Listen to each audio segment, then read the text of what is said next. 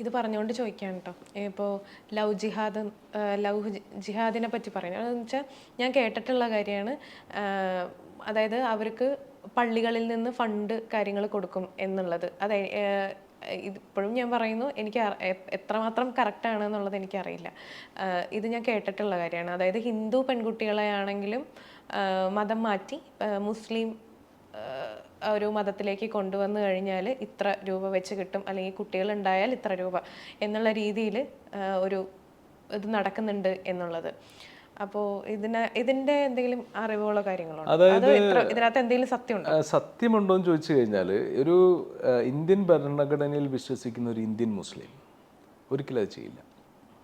പക്ഷേ ഞാൻ നേരത്തെ പരാമർശിച്ച പോലെ ചില ടെററിസ്റ്റ് മനസ്സുള്ളവർ, ബിസിനസ്സുകാർ, പെർവേർട്ടുകൾ, അപ്പോൾ ചിലർക്ക് ഇഷ്ടം ബോംബ് ഉപയോഗിച്ച് വെറുതെ അരക്ഷിതാവസ്ഥ സൃഷ്ടിക്കാനായിരിക്കും, ചിലർക്ക് സെക്സിനോടായിരിക്കും ഭ്രമം. അപ്പോൾ ഇവർ പല രീതിയിലും ഈ വയലൻസ് പല രീതിയിലും സ്പ്രെഡ് ചെയ്യാൻ ശ്രമിക്കും.